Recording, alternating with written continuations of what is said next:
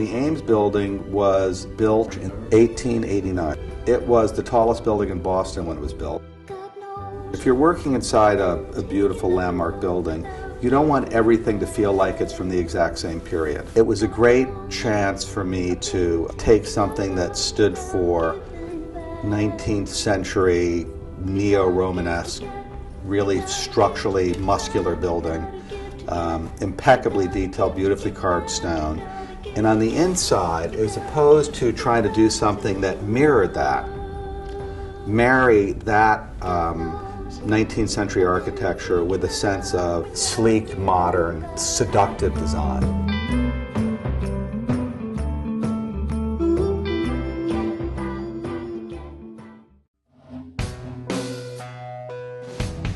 The thing that always motivates me is moving design away from generic, finding something unique about the project to build a story around. Hotels are an incredible building type. They're sort of mini fantasies. You know, you travel, you check into a hotel, you're there for a day or two, and you never have the conveniences, or no one I know has the conveniences at home that you have at a hotel. And as a designer, it's the perfect opportunity, I think, to craft a really memorable experience.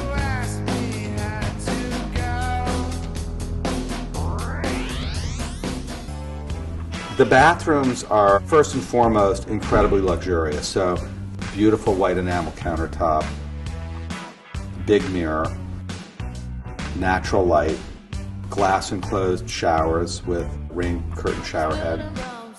One of the things I think that works best about the rooms is they just feel comfortable.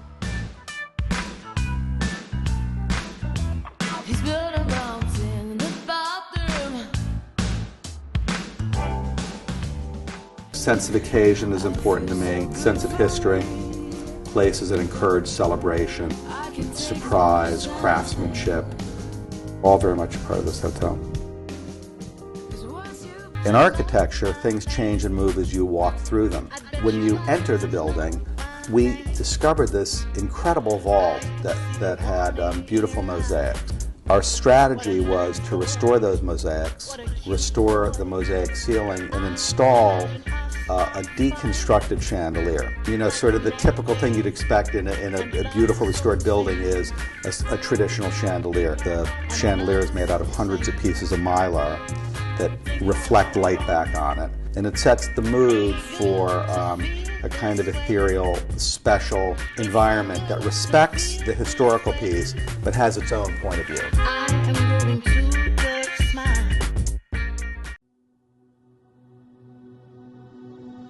Pepper's Ghost is one of the oldest magic illusions there is.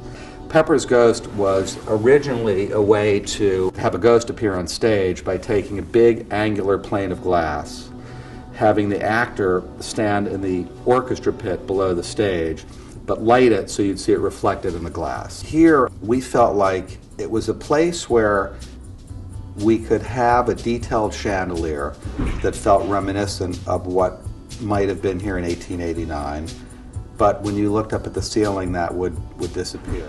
So it's a white high gloss frame, and then the mirror in the center of it has a beautiful crystal chandelier that you see when you get out, and it looks like it's a kind of amber thing that exists in the distance, but it's a Pepper's Ghost. It's an illusion that as you move away, it disappears. I think detail in some ways is the thing that gives a project its richness. Every detail of the whole experience is around making the people feel like they're at the center of it. Not that the architecture or the rooms compete with you.